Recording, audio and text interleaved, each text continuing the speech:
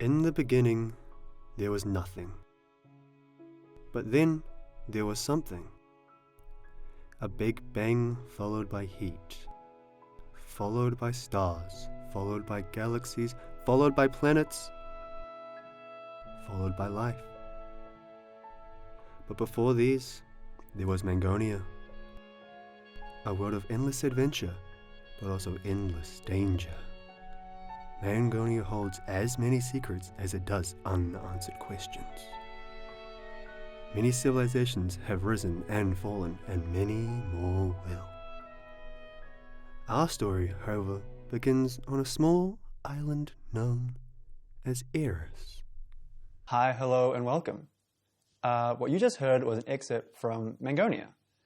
Mangonia is a fictional world/universe created by me and my closest friends. It started off originally as an inside joke, but has expanded to much more than just that. I have a hard time talking about Mangonia. It's hard for me to open up about that. So I decided I was going to bring in some friends, and they can help explain to you and everyone else what Mangonia is and what it means to them. So, let's go talk to them. Here's his microphone. You want to pick up the microphone? That might help you. Yeah, maybe. Hi.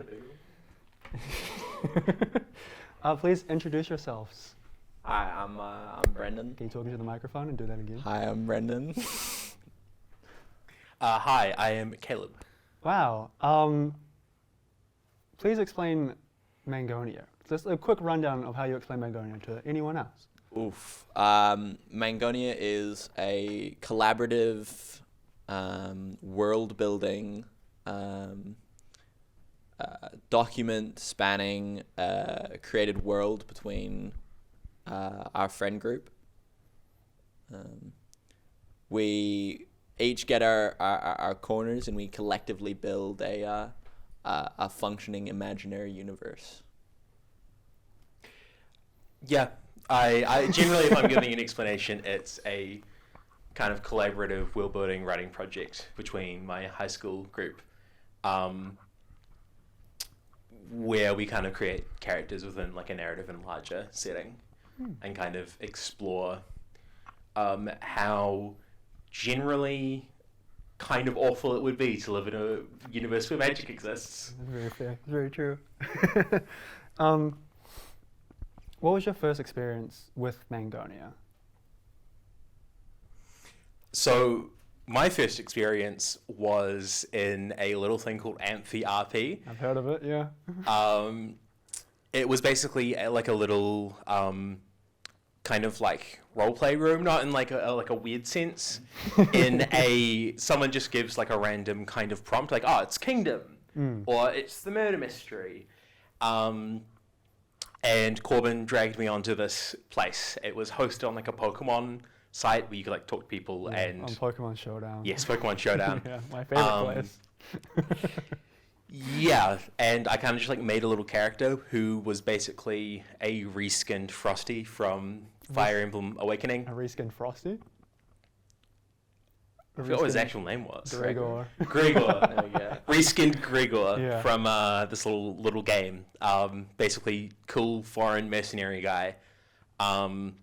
And from there, we kind of just started writing stuff and incorporating like D&D characters from the campaign we were doing at the time, along with a bunch of inside jokes that we just decided to say, what if they were related together? And it's kind of just gone from there. Expanded quite a bit, indefinitely.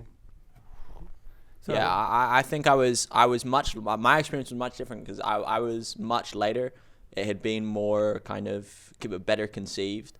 And when I was coming into it, I had it explained to me, and then I got given like my little portion of the world, and I just tried to match the energy, and then as time went on, it became more and more natural, and more and more part of a better equal collaboration. I see. So your first one was like way different than everyone else's because we originally came up with the idea off of a little role-playing section of Pokemon Showdown. So what was like your first thoughts when you heard it? See, when it was explained to me, most of the joke elements were explained first. So I gotta be honest, my first impression was pretty poor. I don't know. It was not a good sell. But over months, I just listened to what everyone had. I had like the different parts of the world explained to me, different characters explained to me, and eventually I kind of understood what needed to be expanded on and what I could offer to it. I'm very interested in history and any sort of thing like that, so I really focused on specifically nations and characters within that nations, so especially more of the world building side of it. And as time went on,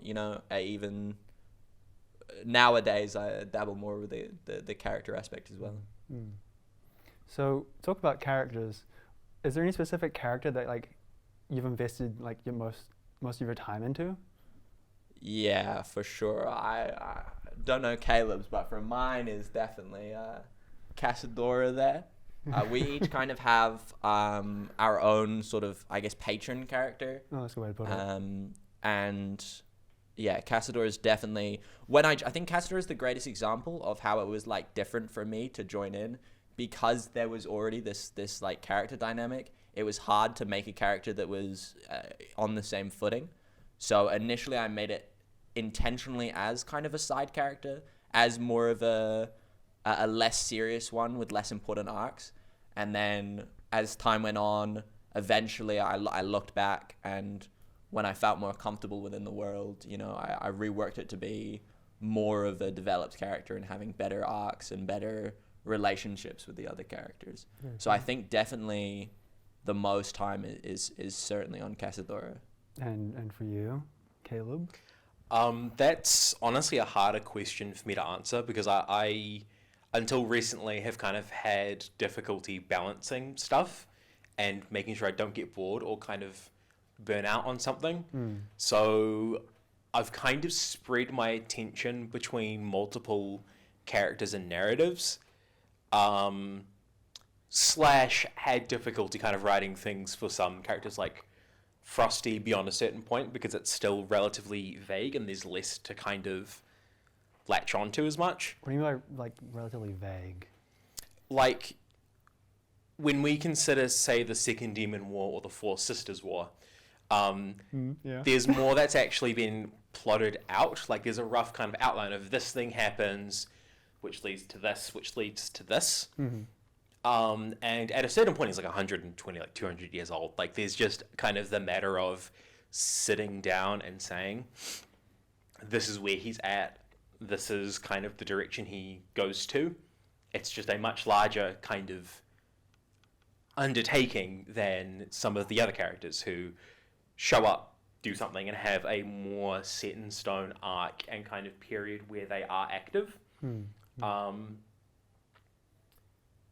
I think in terms of time spent, I would almost say like Leander. Really? Yeah, because I had like no clue what to write for him. I had a lot of trouble trying to like nail down who he is and where to take him. So for those who don't know, what is a Leander? So I don't think Leander's up here. No, he's up there. Yeah. Oh, yeah. So Leander, that guy with like the giant orb, he's basically a character who he basically finds some ruins, interacts with them, and they kind of just like explode. And he sort of gets like a bunch of information kind of downloaded to his brain that he thinks is the future. But it kind of turns out is this recording of the past from like a precursor sort of civilization. And he's kind of been working to try and avoid the complete destruction of the planet that he thinks is going to happen in the future, because his tiny little puny human brain just doesn't work the same. And I was kind of struggling to just like get an interesting angle on that and kind of make a character which could interact more kind of elegantly with the setting. So I spent a lot of time trying to like draft him and think like, what can he do? Who does he relate to? Because with Frosty, the little red-haired guy in the middle there with the sword, that kind of comes naturally. Like, I have a very good handle on who he is and what he does, how he reacts to things. Leander was kind of intended to be like a big, powerful guy from the start, which in retrospect was maybe a mistake. Yes. So I've spent the most time on him just for sheer kind of difficulty in writing and rewriting him multiple times. So going back, you said there was a character dynamics that you had to like not force yourself into, but you had to like understand and get into yourself. Can you just explain what you mean by that? Yeah, I think it's mainly relevant to kind of the main group in Casathora. There was always like certain characters had like more parental relationships with other ones, where other ones had certain events that they did and certain relations that they had, and it was hard putting a character into that, especially when there was, you know, there's a outgoing character, a more reserved character, and then like more kind of noble and princely or whatever, and it was hard to find like the niche and also include relationships when I didn't feel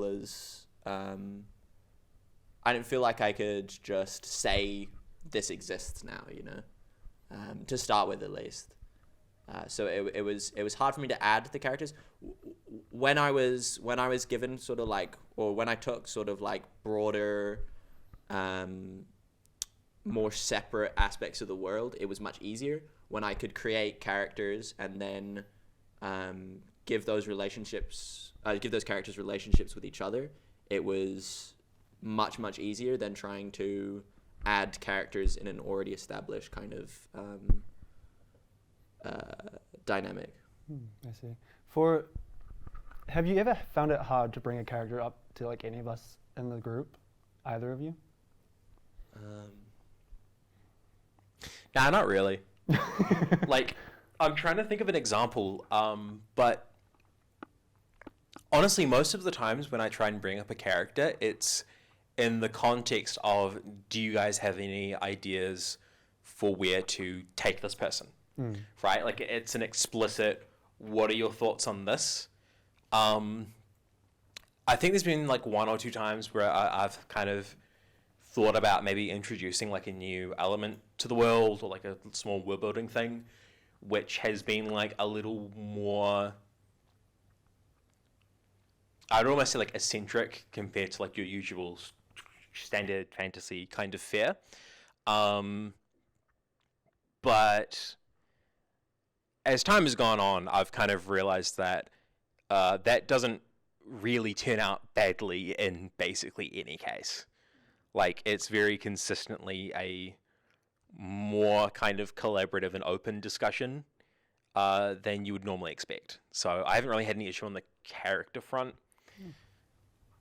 Have you, I mean, apart from, I guess, Casadora? I think it's very, very occasional, but sometimes, you know, we kind of at this point all have our different areas that we work on, and sometimes when you have a character that maybe wants to interact with some of those areas, it's hard to try and force those connections or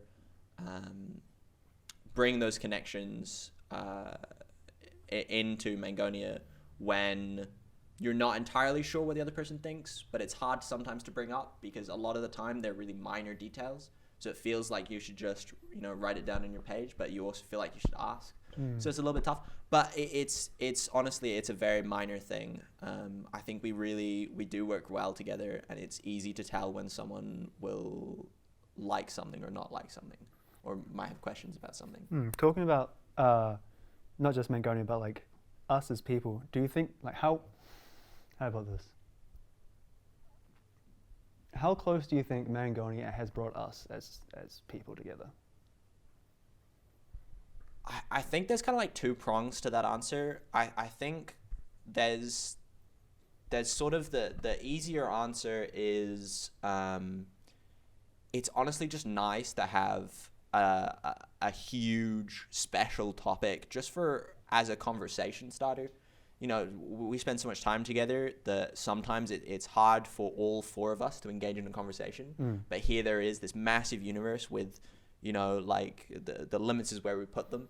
And it's easy just to be able to talk about this and have a chat and have a, you know, a good time. And just as an extra conversation topic, I think makes it way easier to spend that large amount of time with each other.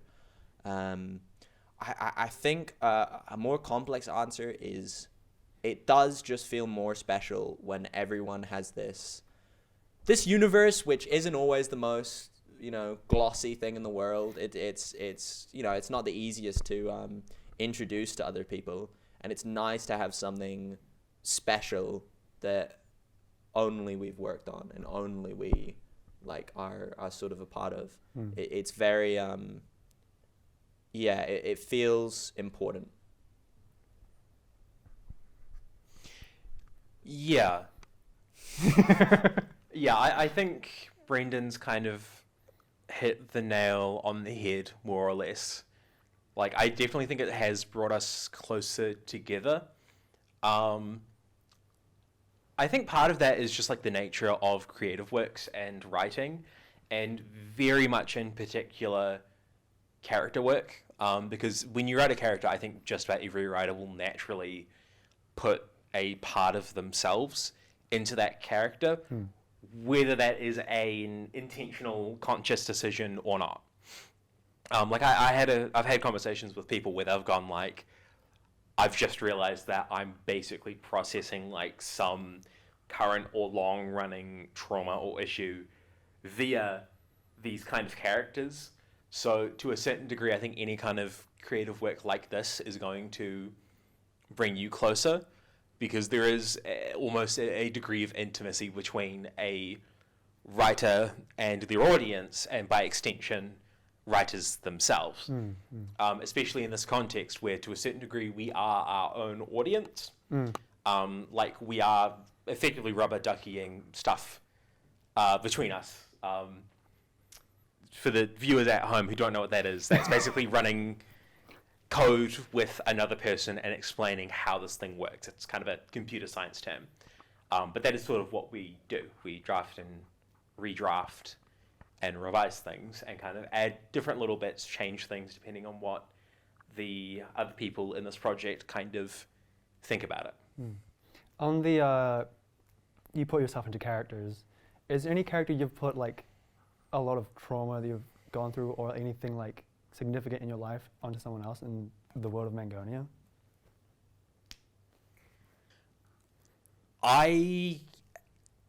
The closest I can say, and this is going to sound really stupid, is Mad Zach.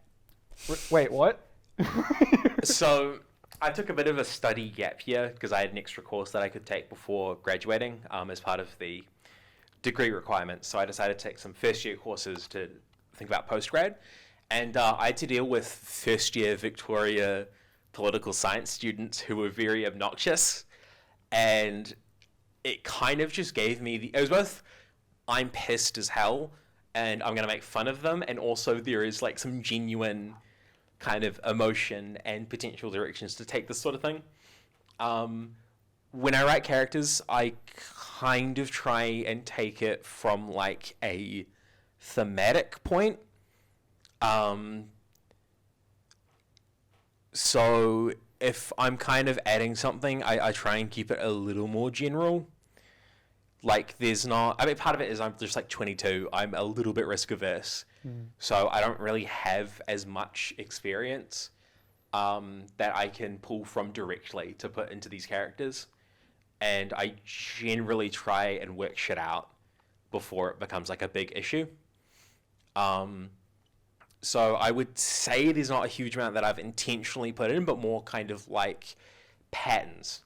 Like I'm interested in how people kind of relate to one another and that kind of aspect of perspective and how other people read things and how you kind of communicate yourself, which I think is shown in a number of the character narratives that I write. Like a fair amount of it does kind of stem from that to a certain degree. Okay, I see. Is Yeah. it? Yeah. Sorry. I think I really agree with the sort of not intentional additions, but sort of resulting in patterns. For me, it's always the kind of existential dread of death is kind of my number one I have fear in my life, or just the most debilitating part. And I think a lot of my characters offer an escape to that, or offer kind of like a conflicting opinion. Like a lot of my characters have like, they live forever and they have to deal with that, or they get an escape from death, and that kind of shapes them. I think that will always be kind of my pattern. It's what I see as the biggest kind of character building motivation, and I that does just, I think, come from my own kind of thoughts and fears. Damn. To lighten up the mood now, guys. Sorry. What are your hopes and dreams for where Mangonia will go? Ooh. I think the main thing is it has a lot of potential.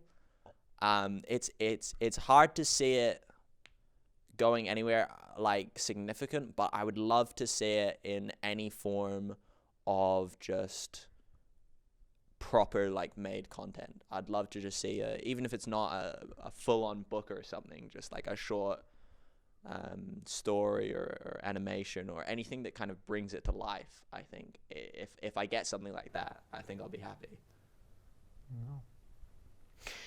Yeah, I'm kind of reaching the point where I'm sort of building up the confidence to start like writing, short stories and engaging more directly. Part of that is I've sort of reached a point where I'm finding it difficult to actually approach characters and narratives without properly plotting them out and kind of getting in the nitty gritty. Part of that is just my own relationship with media as like an English literature student. Like I kind of have to go onto those sort of deeper, pretentious questions and kind of aspects of it. So I would really like us to kind of eventually have, something to kind of show for this, whether that be kind of like a piece of prose or, like an animatic or series of posters. Something that we can kind of point to and go, yes, we've made this. This has, in some fashion, come to fruition. To a certain degree, I think that not happening is just the cowardice of creatives having to actually take the delve in. I say cowardice in kind of a like sort of understandingly self-mocking term, and that is very scary and difficult to do. But I think we all kind of want to do something like that. 100%. And it's really a matter of us gaining the courage and doing the work to be able to do that in a kind of meaningful and, I guess, successful and emotional, I would say, manner and outcome, if that makes sense. I see. Closing thoughts and statements? I think every time someone brings up an idea about Mangonia or shares a thought, I always want to just call them a big fucking nerd. But then I look at the context here, and I'm not sure I have a leg to stand on. And I think that's been my growth. It's kind of down that hole where I was on the outside and I can make fun of it, and now I'm too deep. I'm with everyone else. I can't criticize. I'm right there with you boys. Yeah, don't learn how to read. Get bitches instead. Otherwise, you'll have an entire wall full of plagiarized images. Well, we're missing half of them. Yeah. So, yeah. Mine's original. It'll look at Don't stay in school, kids. Drop out. Thank you for your time. Thank you very much. Thank you. Thank you. Cut. Oh. Okay, that's right. Well, The movie you recorded exceeded the 4 gigabyte limit of split into 2 files. That's okay.